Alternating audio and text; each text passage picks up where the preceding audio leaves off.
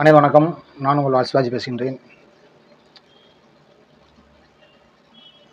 கடந்த ஞாயிற்றுக்கிழமை பார்த்தீங்கன்னா மெரினா பீச்சில் இந்திய விமானப்படையோட சாகசம் நடந்துச்சு. இந்திய விமானப்படை சிறப்பாக திறன்பட தனது சாகசத்தை நிகழ்த்தியதற்கு எனது வாழ்த்துக்களையும் நன்றியையும் தெரிவித்துக் கொள்கின்றேன். அதே சமயம் இந்திய விமானப்படை பார்த்தீங்கன்னா இந்த சாகச நிகழ்ச்சிக்கு குறைந்தது ஒரு 15 லட்சம் மக்களை எதிர்பார்க்கன்னு சொல்லி போட்டு தொலைக்காட்சியில் ஒரு கடந்த 10 நாளாக பேட்டி கொடுத்து மக்களை தயார் பண்ணிகிட்டே இருக்காங்க. சென்னையில் மக்களோட பாப்புலேஷன் எவ்வளோன்னு கேட்டிங்கன்னா 1.25 கோடியிலேருந்து 2 கோடி வரைக்கும் இருக்காங்க. எங்கே சென்னையில் மட்டும். தமிழ்நாட்டில் மக்கள் தொகை அதை மொத்தமாக கணக்கெடுக்கல, சென்னையில் மட்டும் சொல்கிறேன். வெளி மாநிலத்திலிருந்து வேலை செய்கிறவங்க, அடுத்து வெளியூர்லேருந்து தங்கி இங்கே வேலை செய்கிறவங்க, இப்படி எல்லாம் சேர்த்து பார்த்தீங்கன்னா கிட்டத்தட்ட 1.5 கோடி பேர்லேருந்து 2 கோடி பேர் வரைக்கும் இருக்காங்க. என்னங்க, அப்போ விமானப்படை 15 லட்சம் பேர்த்தை எதிர்பார்த்தது ரொம்ப குறைவு. அதிகளவே மக்கள் இருப்பாங்க. ஏன் கேட்டீங்கன்னா இந்த விமான சாகச நிகழ்ச்சி எல்லாத்துக்குமே ஒரு அரிதான ஒரு நிகழ்வு. ஒரு முதலமைச்சர் அந்த நிகழ்ச்சியை பார்க்கலாம், இராணுவத்தில் உள்ள தளபதிகள் அந்த நிகழ்ச்சியை எப்போனாலும் பார்க்கலாம், இந்தியாவோட பிரதமர் ஜனாதிபதி போன்றவங்க பார்க்கலாம்.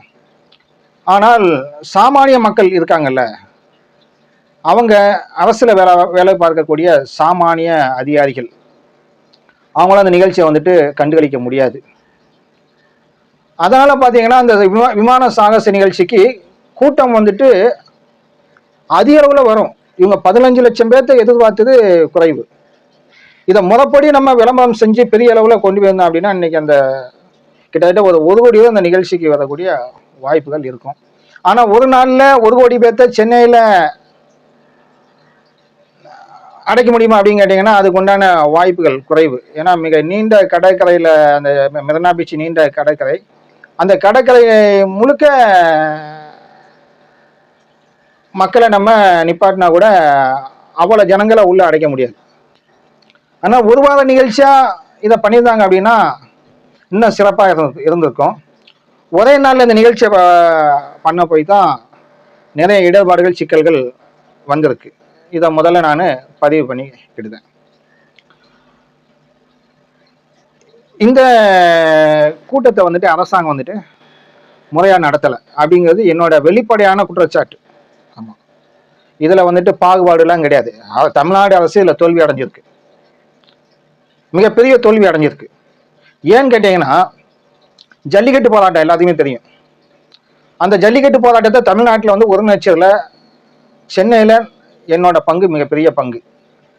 என்னங்க, என்னோட அலுவலகத்தில் பார்த்தீங்கன்னா ஜல்லிக்கட்டு போராட்டத்துக்கு சென்னையில தமிழ்நாட்டிலே பார்த்தீங்கன்னா மிகப்பெரிய லைட் போர்டு என் ஆஃபீஸ்லாம் வச்சுருந்தேன். எங்கே திருமங்கலத்தில் அலுவலகம் இருந்தது. அந்த அலுவலகத்துக்கு வெளியே பார்த்தீங்கன்னா மிகப்பெரிய ஜல்லிக்கட்டு போர்டு லைட் போர்டு போட்டு வச்சுருந்தேன். எத்தனை மாதமா? 5 மாத காலமாக அதை வச்சுருந்தேன். அந்த ஜல்லிக்கட்டு போராட்டம் உடனே நடக்கலை. அந்த போராட்டத்தோட படிநிலை பார்த்தீங்கன்னா கிட்டத்தட்ட ஒரு வருஷ காலமாக அந்த ஜல்லிக்கட்டு போராட்டத்துக்கு உண்டான அந்த சூழலை வளர்த்து கொஞ்சம் கொஞ்சமாக கொண்டு வந்து தான் இந்த போராட்டத்தை தொடங்கணும். அதில் நிறைய பேர் உள்ளே வந்தாங்க. அதில் ஹிப்ஹாப் தமிழனோட பங்கு மிகப்பெரிய பங்கு, ஒரு பாட்டு போட்டாரு, பெரிய அளவில் அது ரீச் ஆயிடுச்சு. அந்த ஜல்லிக்கட்டு போராட்டத்துக்கு முதல்ல பேரணி தான் முதல்ல நடத்தணும். முதல்ல அந்த போராட்டத்தை ஜல்லிக்கட்டுல போராட்டத்தில் பார்த்தீங்கன்னா மெரினால உண்ணாவிரதம் தான் நடத்தலை. முதல்ல பேரணி தான் நடத்தணும். அந்த பேரணிக்கே பார்த்தீங்கன்னா கிட்டத்தட்ட நாங்கள் பார்த்தது ஒரு 1000 ஒரு 1500 மக்கள் தான் இருந்து பார்த்தோம். ஆனால் அன்னைக்கு வந்தது பார்த்தீங்கன்னா கிட்டத்தட்ட ஒரு 5000 8000 பேர்கிட்ட வந்துட்டாங்க. எதுக்கு? பேரணிக்கு. அந்த பேரணி நடந்து முடிஞ்சதுக்கு அப்புறம் தான் 2-3 நாள் கழிச்சு ஜல்லிக்கட்டு போராட்டத்தை பீச்சில் தொடங்கணும். தெளிவாக தெரிஞ்சுக்கிட்டணும். முதல்ல என்ன பண்ணுறாங்க கேட்டீங்கன்னா பேரணிக்கு தான் அனுமதி வாங்குறோம். அந்த பேரணிக்கு கலெக்டர் ஆஃபீஸில் அனுமதி வாங்கும்போது அதில் என்னோட லெட்டர் பேடும் 1, மொத்தம் 3 லெட்டர் பேடு உள்ளே போயிடுச்சு. அதில் ஒரு லெட்டர் பேடில் அவரோட சொந்த விலாசம் போட்டுக்கிட்டாரு. அதில் இன்னொரு அமைப்பு உள்ளே வந்தாங்க. அவர் மிகப்பெரிய ஆள் தான், பேர் சொல்ல விரும்பலை. அவங்களோட அட்ரஸ் அந்த லெட்டர் பேரில் போட்டாங்கன்னா போலீஸ் பிரச்சனை வரும் அப்படிங்கிறதுனால என்னோட வீட்டு விலாசத்தை என்னோட லெட்டர் பேர்லையும் என்னோட அலுவலக விலாசத்தை வந்துட்டு அவரோட லெட்டர் பேர்லையும் போட்டு தான் அனுமதி வாங்கணும். மொத்தம் 3 லெட்டர் பேர் உள்ள கொடுத்தோம். அந்த 3 லெட்டர் பேர்ல பார்த்தீங்கன்னா 2 லெட்டர் பேர்ல என்னோட முகவரி இருக்கும். என்னங்க, அந்த பேரணிக்கு அப்புறம் தான் ஜல்லிக்கட்டு போராட்டம் நடந்துச்சு. அந்த ஜல்லிக்கட்டு போராட்டத்தில் பார்த்தீங்கன்னா கிட்டத்தட்ட ஒரு 1 கோடி மக்கள்கிட்ட பங்கேற்றாங்க. தெளிவாக தெரிஞ்சுக்கிடணும். இப்போ சென்னையில் பார்த்தீங்கன்னா இந்த விமான சாசனம் வச்சு 15 லட்சம் பேர் பங்கேற்றதா சொல்லியிருக்கீங்க. ஆனால் ஜல்லிக்கட்டு போராட்டத்தில் பார்த்தீங்கன்னா 1 கோடி மக்கள் பங்கேற்றாங்க. அது மட்டும் இல்லை, ஜெயலலிதா அம்மையாரோட இறப்பில் பார்த்தீங்கன்னா கிட்டத்தட்ட ஒரு எப்படி பார்த்தாலும் ஒரு 20 லட்சம் மக்களுக்கு மேலே பங்கேற்றிருப்பாங்கன்னு நினைக்கிறேன். அலையலையான கூட்டம், கட்டுக்கடங்காத கூட்டம். இந்த ஜல்லிக்கட்டு போராட்டத்தில் பார்த்தீங்கன்னா அந்த போராட்டத்தில் ஒருத்தர் கூட சாவலை, ஒரு உயிரிழப்பு ஏற்படலை. அந்த ஜல்லிக்கட்டு போராட்டத்துக்கு ஆம்புலன்ஸ் வந்துச்சு. அந்த ஆம்புலன்ஸை அந்த இளைஞர்களை கொண்டு கூடிய விரைவில் அதை நாங்கள் அந்த இளைஞர் அணியை கட்டமைச்சு அந்த ஆம்புலன்ஸுக்கு வழி விட்டோம். இது செய்தி, இது நான் சொல்லக்கூடிய செய்தி. நீங்கள் சர்ச் பண்ணி பாருங்க, நீங்கள் தொலைக்காட்சியில் இருக்கும். என்ன, நான் இதெல்லாம் வந்துட்டு சோதிச்சு பார்த்து பேசுறது இல்லை, அன்னைக்கு நடந்த சம்பவத்தை பேசுறேன். புரியுதுங்களா? அந்த ஆம்புலன்ஸுக்கு உடனடியாக வழி விட்டோம். அந்த ஜல்லிக்கட்டு போராட்டத்தில் என்ன கேட்டீங்கன்னா எல்லாருமே வந்துட்டு சாப்பாடு தண்ணியிலேருந்து எல்லாமே கொண்டு வந்து கொடுத்தாங்க. நாங்கள் கொஞ்சம் கை காசு போட்டு பண்ணினோம். மீதி எல்லாமே பார்த்தீங்கன்னா பணமாக கொடுத்தாங்க. பணம் வேண்டான்னு சொல்லி சொன்னவொன்னே எல்லாமே உணவுப் பொருள், உணவு, தண்ணி இந்த மாதிரி கொடுத்தாங்க. சிலவங்க உடைகள் கொடுத்தாங்க, பெட்ஷீட் ஜம்கான்லாம் கொண்டு வந்து கொடுத்தாங்க. மிகப்பெரிய போராட்டத்தை கட்டமைச்சோம். அவ்வளோ பெரிய போராட்டத்தை கட்டமைச்சோம். அதில் சில விரும்பாத நிகழ்வுலாம் நடந்துச்சு. அது ஒரு புறம் இருக்கட்டும், அதை நான் இங்கே பேச வரல.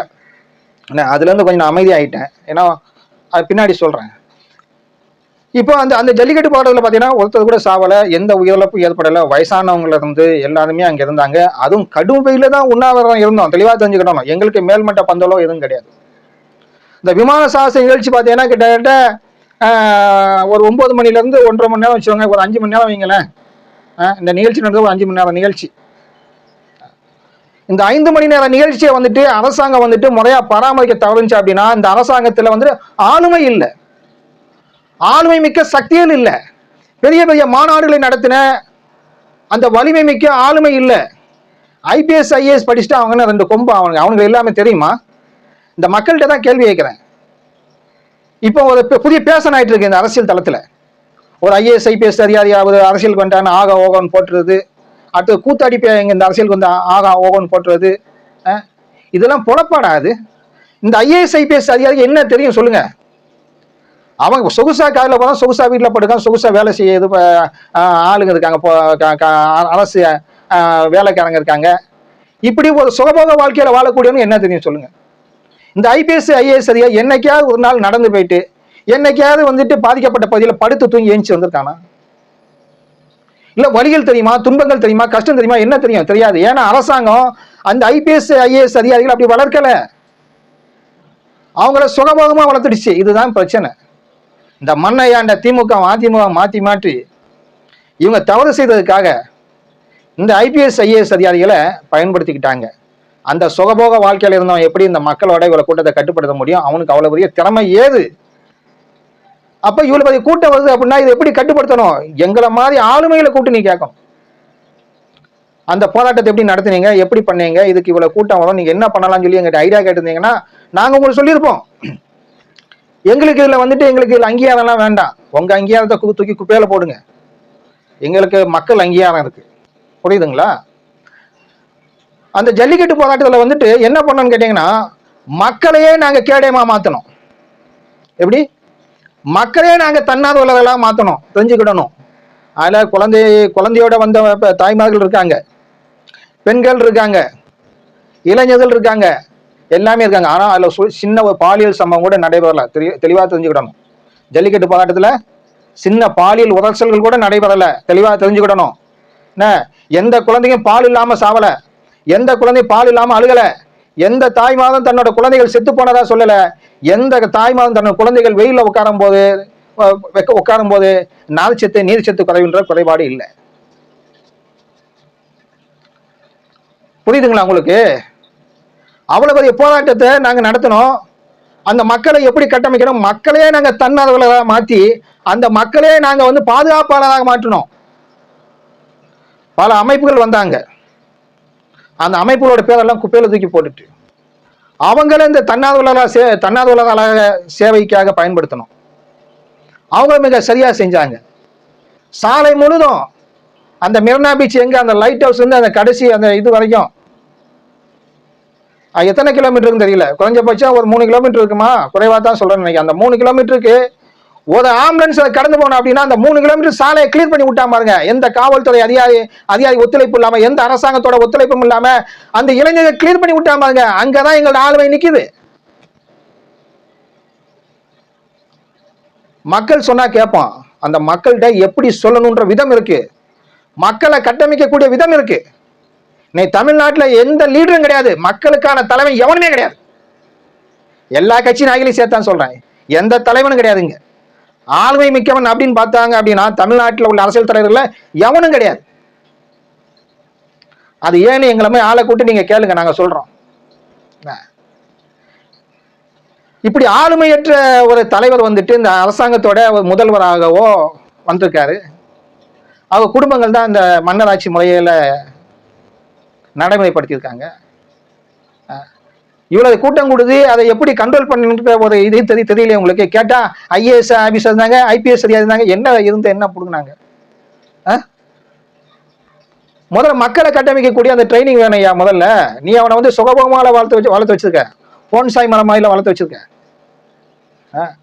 அரசாங்கத்தோட நிழல்ல, காவல்துறையோட நிழல்ல, காவல்துறையோட பாதுகாப்புல, அதிகார வரம்போட பாதுகாப்புல இருக்கக்கூடியவங்க தான் இந்த ஐஏஎஸ் ஐபிஎஸ் அதிகாரிகள். இவங்க தான் போன்சாய் மரங்கள்.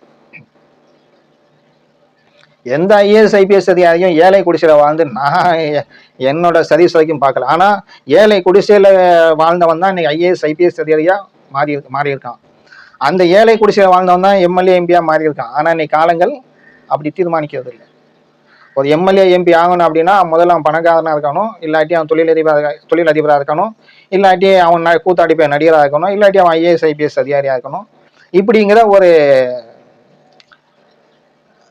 தராதரத்தை நீங்க ஏற்படுத்திக்கிட்டீங்க. இவ்வளவு பெரிய கூட்டத்தை கட்டுப்படுத்த முடியாத இந்த அரசாங்கம் வந்துட்டு தோல்வியை சந்திச்சிருக்கிறதுனால திமுக அரசாங்கம் வந்துட்டு இந்த நிகழ்வுல வந்துட்டு ஒரு 5 பேர் செத்து போயிருக்காங்க. கிட்டத்தட்ட 240 பேர் பெட்ல அனுமதிக்கப்பட்டிருக்காங்க. ஆனா ஜல்லிக்கட்டு போராட்டத்துல யாரும் பெட்ல அனுமதிக்கப்படலை. ஏன்னா மருத்துவர் எங்கள் கூட இருந்தாங்க, சின்ன பசங்க மருத்துவர். எனக்கு ஒரு 2 வருஷம் முன்னாடி கூட என் கூட இந்த தம்பி இப்பதான் அமெரிக்கா போயிட்டான். எனக்கு அவன் தான் வைத்தியமே பார்ப்பான். தம்பி உடம்பு சரியில்லடா அப்படின்னா அவனே எனக்கு தேவையான மருந்து எழுதி கொடுத்துட்டு இப்படி எங்க கார்ல வருவான், இல்லை நம்ம வீட்டுக்கு வருவான், வந்துட்டு அவனே ஊசியை போட்டு மாத்திரையை கொடுத்துட்டு போயிட்டுவான். அப்ப இருந்து அந்த தம்பி என் கூட தான் இருந்தான். இப்பதான் அமெரிக்கா போயிட்டாரு. அங்க டாக்டர்கள் எங்க கூட இருந்தாங்க, எங்க கூட இருந்து எங்க கூட எல்லா வேலையும் செஞ்சாங்க. என்ன வேலையோ உடனே பார்த்து கொடுத்தாங்க. சித்த வைத்தியர் இருந்தாங்க. மிகப்பெரிய விஷயம் அதுதான். அங்க எவ்வளவு சம்பவங்கள் நடந்துச்சுன்னு எனக்கு தான் தெரியும். அதை சமாளிக்கக்கூடிய மேன் பவர் இருந்துச்சு. அது மக்களோட மேன் பவர்.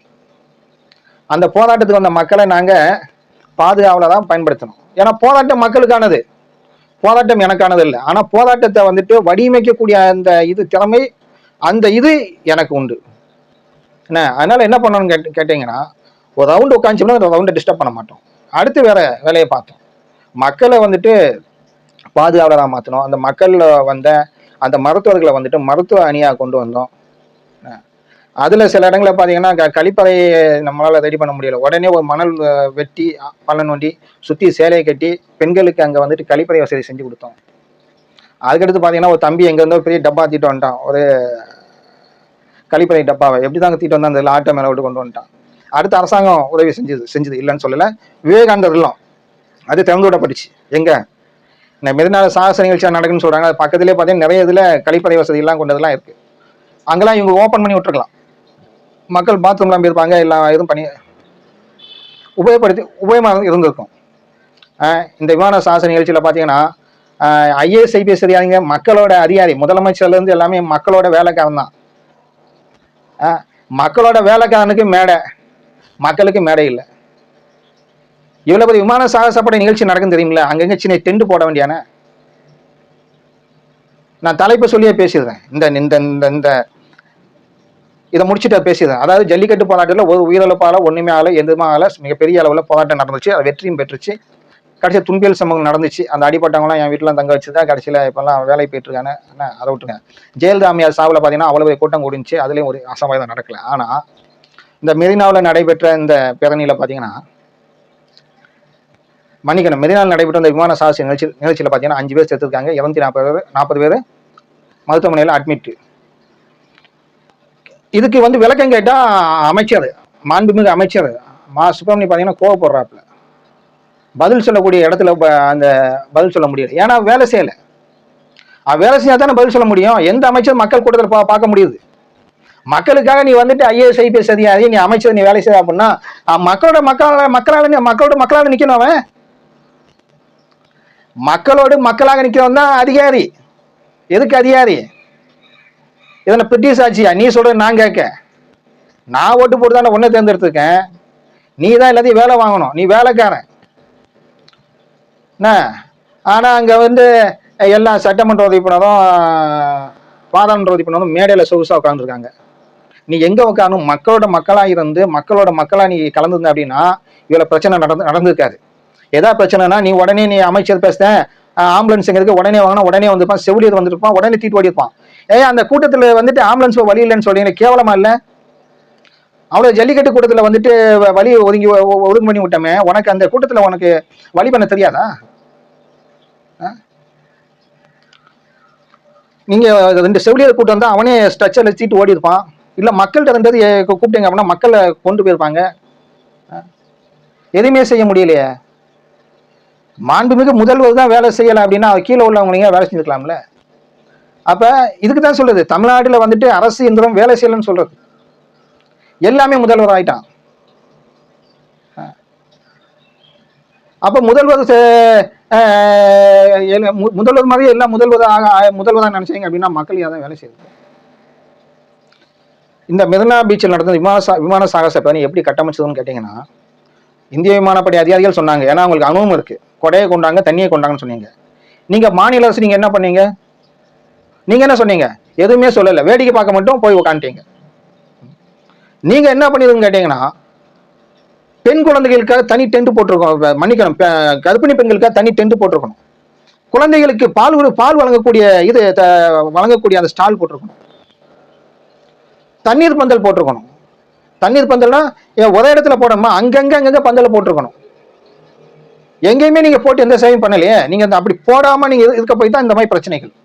அங்கங்க மருத்துவ குழு சின்ன டேபிள் போட்டு அந்த மருத்துவர்களுக்கு யூனிஃபார்ம் போட்டு அந்த சிம்பிள்ஸை போட்டு இவர் உங்கள் மருத்துவர் உங்கள் சேவைக்காக வந்துடலாம்னு சொல்லி போட்டு ஒரு சின்ன ஒரு பேஜ் மாதிரி ஒரு அட்டை மாதிரி போட்டு ஏதாவது கூட ஒரு பிடிக்கிறதுக்கு ஆளை விட்டுருந்தீங்க அப்படின்னா அது மருத்துவ குழு பெட்டி தீட்டு உள்ள அலைஞ்சிட்டு இருந்திருப்பாரு.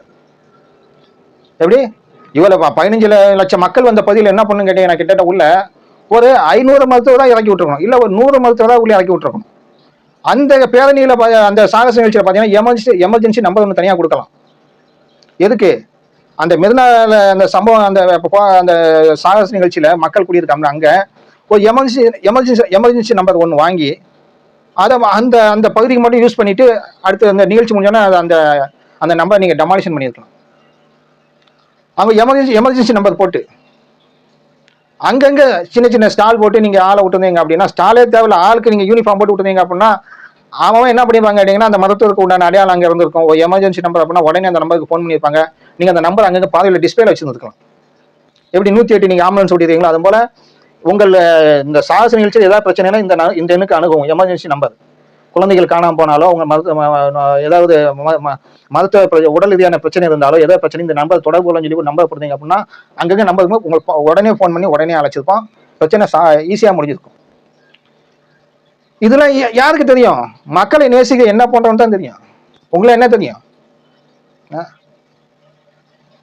அடுத்து நீங்க இது செய்ய முடியல அப்படின்னா நீங்க என்ன பண்ணிருக்கணும்னு கேட்டீங்கன்னா, போத்தீஸ், சரணா ஸ்டோர்ஸ், பூர்விகா மொபைல்ஸ், நம்ம ரிலையன்ஸு, அடுத்து இன்னும் மிகப்பெரிய சென்னை மொபைல்ஸ் போன்ற நிறுவனங்கள்கிட்ட நீங்க இந்த மாதிரி நிகழ்ச்சி நடக்குது, சக்தி மசாலா போன்ற நீங்க அமைப்பில் கூப்பிட்டு இந்த மாதிரி நிகழ்ச்சி நடக்கு, நீங்க உங்க உங்க உங்க கம்பெனியோட பேனர் நீங்க விளம்பரப்படுத்திக்கலாம். இந்த மக்களுக்கு தண்ணி, குடிக்க தண்ணி, கூல்ட்ரிங்க்ஸு, ஜூஸு, பால், இந்த மாதிரி எந்த சேவைனாலும் நீங்க பண்ணிருக்கலாம்னு சொல்லி போட்டு நீங்க அவங்ககிட்ட நீங்க ஒப்படைச்சிருந்தீங்க அப்படின்னா அவங்க அங்கங்க ஸ்டால் போட்டிருப்பாங்க. அவங்க மக்களுக்கு ஃப்ரீயா கொடுத்துருப்பாங்க. தண்ணியில இருந்து வெண்ணி வரைக்கும் எல்லாம் ஃப்ரீயா கொடுத்துருப்பாங்க. அதையும் நீங்க செய்ய விரும்பல. அப்ப யார்கிட்ட ஆளுமை இருக்கு? உங்களோட சிந்தனை இருக்காங்கிட்ட சிந்தனை இல்லை. சரி, அடுத்து நீங்க அப்போலோ ஹாஸ்பிட்டல், உங்க திமுகவோட அந்த எம்பி, அந்த குழுமம், திமுகவோட குழுமங்கள் நடத்தக்கூடிய அந்த காவேரி ஹாஸ்பிட்டல், பில்ரத் ஹாஸ்பிட்டல், இந்த மாதிரி பெரிய பெரிய மருத்துவமனைகளை கூப்பிட்டு இந்த மாதிரி 15 லட்சம் மக்கள் கூடுறாங்க. எங்களுக்கு மருத்துவ சேவை செய்யணும். அந்த மருத்துவ சேவை வந்துட்டு நீங்க இலவசமா செய்யணும் அப்படின்னு சொல்லி போட்டு நீங்க அவங்கள்ட்ட சொல்லியிருந்தீங்க அப்படின்னா, அவங்க குழுவை அங்கங்க ஸ்டால் போட்டிருப்பாங்க. அவங்களை பிரிச்சு விட்டுருக்கலாம். 5 கிலோமீட்டருக்கு நிகழ்ச்சி நடக்கா, அந்த 5 கிலோமீட்டர்ல இந்த 1.5 கிலோமீட்டர் நீங்க அப்போலோ ஹாஸ்பிட்டலுக்கு, இந்த 1.5 கிலோமீட்டர் காவேரி ஹாஸ்பிட்டலுக்கு, அந்த 1.5 கிலோமீட்டர் பில்ரத் ஹாஸ்பிட்டலுக்கு, மீதி 1/2 கிலோமீட்டர் யாருன்னு கேட்டீங்கன்னா கவர்மெண்ட் ஹாஸ்பிட்டலுக்கு. ஏன்னா அரசாங்கம் தான் வேலை செய்யணும்ல அவங்களுக்கு. என்ன இந்த மாதிரி நீங்க அவங்களுக்கு கூப்பிட்டு சொல்லியிருந்தீங்க அப்படின்னா அவங்க அதை ரெடி பண்ணியிருப்பாங்க. அந்த நிகழ்ச்சியை தொகுத்து வழங்கினாங்கல்ல, அவங்களுக்கும் கீழே உள்ள ஒரு அதிகாரிக்கும் நீங்க தொலைபேசி ஒரு கனெக்டிங்கை நீங்க பண்ணியிருக்கணும். அவங்ககிட்ட நீங்க பண்ணியிருந்தீங்க அப்படின்னா எந்த சம்பவம் எந்த இது நடந்தாலும் உடனே இங்க உள்ள அதிகாரி அவங்களை தொடர்பு கொண்டிருப்பாரு, இவங்களுக்கு பிரச்சனை அப்படின்னா அவர் சொல்லியிருப்பாரு, அவரை மைக்கில் அனௌன்ஸ் பண்ணியிருப்பாரு, அதை மக்களே உடனே கிளியர் பண்ணியிருப்பாங்க. ஆனா அப்படி நிர்வாக திறமையேற்று சிந்தனையேற்று இந்த செயலால வந்து பாத்தீங்கன்னா இன்னைக்கு 5 பேர் செத்துருக்காங்க. செத்து போன உயிர்கள் மீண்டும் வருமா அப்படின்னு கேட்டா வராது. நான் எதுக்காக பேசுறேன்னு கேட்டீங்கன்னா, இந்த 240 மருத்துவமனையில அட்மிட் ஆனாமல அவன் மீண்டு வந்துடுவான். ஆனா இந்த செத்து போன உயிர் திரும்பி வராது. நான் செத்தா திரும்பி வர மாட்டேன், புரியுதுங்களா? அதனாலதான் தூக்கு தண்டனையே கூடாதுன்னு போராடுதோம். ஒரு குற்றத்தை வந்துட்டு அந்த குற்றத்தின் தன்மையை வந்துட்டு உளவியல் அடிப்படையில் ஆராய்ந்து அது தண்டனை கொடுக்கணும்னு சொல்லி போட்டு நான் சொல்லிட்டு இருக்கேன். என்னை போடுறவங்க சிலவு சொல்லிட்டு இருக்காங்க. ஆனா எந்த அரசியல் கட்சியிலும் சொல்லலை, எவனையும் சிந்தனை இல்லை, எல்லாம் முட்டாப்பையலா இருக்கீங்க. அதனாலதான் இப்படி இருக்கு நாடு. கொலையே தவறுன்ற ஒருத்தன் அடிக்கிறதே தப்பு அப்படின்றான், ஒருத்தன் துன்புறுத்தாத அடிக்கிறதே தப்பு அப்படின்றான். ஆனா இந்த உயிர்கள் போனது திரும்பி வராது. இதுல என்ன கூத்துன்னு கேட்டீங்கன்னா, இதுல இன்னொரு தகவலும் மெயினா இங்க சொல்லிக்கிறேன், கேட்டுவாங்க. இந்த வீடியோ கொஞ்சம் லென்த்தா தான் போகும். நான் வந்து கட்டி வெட்டி ஒட்டுறவங்க கிடையாது, என்ன பேசுறதை அப்படியே பேசிடுவேன். விசிகாவோட துணை பொதுச் செயலாளர் ஆதவ் அர்ஜுன், அவர் என்ன சொல்லிடுறாங்க கேட்டீங்கன்னா, மக்கள்கிட்ட நீர் சத்து குறைவு, வெப்பம் தாங்காம செத்து போயிட்டாங்க அப்படின்றாங்க. இந்த ஜல்லிக்கட்டு போராட்டத்தில் அவ்வளவு வெப்பத்திலேயும் மக்கள் உட்காந்துருந்தாங்க, இளைஞர்கள் உட்காந்துருந்தாங்க, குழந்தைகள் உட்காந்துருந்துச்சு, 1 வயசு குழந்தைகள் உட்காந்துருந்துச்சு, அதெல்லாம் சாவலையா? இதுல எப்படி செத்தாங்க அப்படின்னா என்னன்னு கேட்டீங்கன்னா, மக்களுக்கு வந்துட்டு சத்தான உணவு இல்லை. தெளிவாக தெரிஞ்சுக்கிடணும். ஒண்ணுல இருந்தா ஒண்ணு நம்ம தெரிஞ்சுக்கிட முடியும். இந்த வெப்பம் தாங்காம மக்கள் சாவலை. இந்த வெப்பத்துலதான் விவசாயி வந்துட்டு களை எடுக்கான். இந்த வெப்பத்துலதான் கல்லு மண்ணு தூக்கி கட்டிட வேலை செய்யலாம். இந்த வெப்பத்துலதான் அவன் மூட்டை தூக்குதான். இந்த வெப்பத்துலதான் அவன் சாலையில வந்துட்டு ஃபுட்டு டெலிவரி பண்றான். இந்த வெப்பத்துலதான் ஆட்டோக்கார ஆட்டோ ஓட்டுறாரு, இதுலதான் ரேபிட்டோக்காரு வண்டி ஓட்டுறாரு. இவ்வளவு பேரும் சாகலை. ஆனா அந்த அங்க வந்தவங்க எப்படி செத்தாங்க கேட்டீங்கன்னா, இவங்க சுகபோக வாழ்க்கையில இருந்தவங்க, அதனால செத்துட்டாங்க. இவங்களுக்கு என்ன கேட்டீங்கன்னா, உடம்புல வந்துட்டு சத்து இல்லை. சத்து இல்லை அப்படின்னா சத்தான உணவு இல்லை, தெரிஞ்சுக்கிடணும். இந்த மெதினா போராட்டத்துல இருந்து இந்த செத்து போனவங்க இதையும் இந்த வெப்பத்தால இவங்க வந்துட்டு செத்து போயிட்டாங்க அப்படின்னு அறிக்கை விட்றீங்கல்ல, இந்த நார்ச்சத்து கம்மி இப்படின்னு அறிக்கை விட்றீங்கல்ல, நீங்க வந்து அறிக்கை அப்படி விடக்கூடாது. மக்களுக்கு சத்தான உணவு இல்லை, அந்த சத்து உடம்புல இல்லாதனால இந்த குறைபாட்டினால இறந்துட்டாங்கன்னு சொல்லணும். ஆனா இந்த குறைபாட்டினால அவங்க செத்தவங்கள உடனே காப்பாத்திருக்கலாம். அதுக்கு இந்த அரசாங்கத்துல மருத்துவ குழு ஒழுங்கா வேலை செய்யல. இது என்னோட குற்றச்சாட்டு. நான் மற்ற கட்சிகள் மாதிரி நான் வந்துட்டு இந்த நடிகர் விஜய் மாதிரிலாம் பல்லுபடாமல் பேச மாட்டேன். நான் பல்லுபட்டு தான் பேசுறேன். ஏன்னா நான் பேசினேன் அப்படின்னா என் சொல்லு மேல பல்லு படணும், புரியுதா இல்லையா? நான் பல்லுபடாமலாம் பேச மாட்டேன், புரியுதுங்களா? என்னோட சொல்லுக்கு என்கிட்ட பல்லு இருக்கு, பல்லுபட்டு தான் பேசுவேன். நான் பல்லுபடாம நீவி கொடுத்துலாம் நான் வந்து பேச மாட்டேன். இந்த விஜய் மாதிரி உள்ளவங்களாம் நீவி கொடுத்து பேசுறீங்க, இதெல்லாம் தப்பு. எதுக்கு நீங்க அரசியல் கட்சி தொடங்குறீங்க? மக்களுக்கு சேவை செய்யத்தானே. அதனால பாத்தீங்கன்னா நான் மீண்டும் சொல்றேன், கேளுங்க. இந்த மருத்துவ குழு இந்த மருத்துவத்துறை சரியான முறையில் வேலை செய்யலை, பொதுப்பணித்துறை வேலை செய்யலை, நகராட்சி எதுவுமே ஒழுங்கான முறையில் வேலை செய்யலை. நீங்கள் குப்பைன்னு இதெல்லாம் கணக்காட்டுறீங்க, எதுவுமே சரியாக வேலை செய்யலை, நிர்வாகம் ஒழுங்காக வேலை செய்யலை. அதனால இந்த திமுக ஆட்சி ஏற்றலிருந்து தொடர் படுகொலைகள் ஏற்படுது. சாராய படுகொலைகள், சாதி படுகொலைகள், அடுத்து பள்ளத்தில் விழுந்து சாவு, மழை நீரால சாவு, இப்படிலாம் நடந்துருக்கு. அதனால இது மொத்தத்துக்கும் பொறுப்பேற்று திமுக அரசு பதவி விலகணும் அப்படிங்கிறது எங்களோட கோரிக்கை. நன்றி, வணக்கம்.